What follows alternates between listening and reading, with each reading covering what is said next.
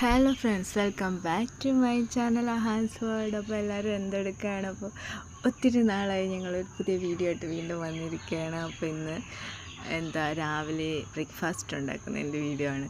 അത് ഒരു ഡിഫറെൻ്റായിട്ട് നമ്മൾ ഇടിയപ്പം ഉണ്ടാക്കുമ്പോൾ അരിപ്പൊടി വെച്ചിട്ടാണ് സാധാരണ ചെയ്യുന്നത്. നമ്മൾ ഗോതമ്പ് പൊടി വെച്ചിട്ട് ഇടിയപ്പം ഉണ്ടാക്കി നോക്കുവാണ്. അപ്പോൾ അതെങ്ങനെ ഉണ്ടാവും? സാധാരണ ഇടിയപ്പം എന്ന് പറയുമ്പോൾ പൊതുവേ സോഫ്റ്റാണ്.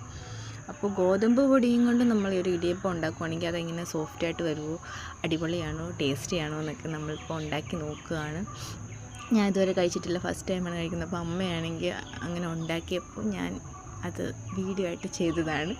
എല്ലാവർക്കും വീട്ടിൽ ട്രൈ ചെയ്ത് നോക്കാമല്ലോ എന്ന് കരുതി അങ്ങനെ ചെയ്തതാണ്. അപ്പോൾ ഇങ്ങനെ സിമ്പിൾ ആ ഇടിയപ്പം എങ്ങനെയാണോ ഉണ്ടാക്കുന്ന ആ ഒരു പ്രൊസീജിയറൊക്കെ തന്നെയാണ്. പിന്നെ പ്രത്യേകിച്ചൊന്നുമില്ല. എക്സ്ട്രാ നമ്മൾ മാവിൽ ഇച്ചിരി പഞ്ചസാര എന്തോ ചേർക്കുന്നുണ്ട്, അതേ ഉള്ളൂ.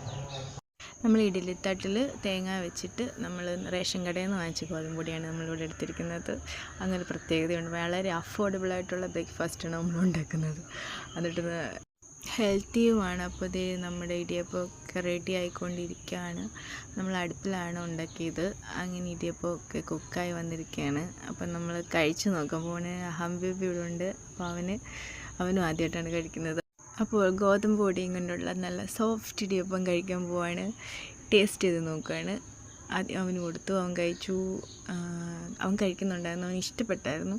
ഒരു നല്ല ടേസ്റ്റാണ്. ഒരു ഗോതമ്പ് പൊടിയും കൊണ്ട് ഉണ്ടാക്കിയെന്നല്ല, ഒരു ഡിഫറെൻറ്റ് ടേസ്റ്റാണ്. നമുക്ക് കഴിച്ചാലും നമുക്ക് നല്ല സോഫ്റ്റാണ്, ഭയങ്കര ഹാർഡായിട്ടൊന്നും തോന്നത്തില്ല. അടിപൊളിയാണ്. എല്ലാവരും ട്രൈ ചെയ്ത് നോക്കുക. Thank you.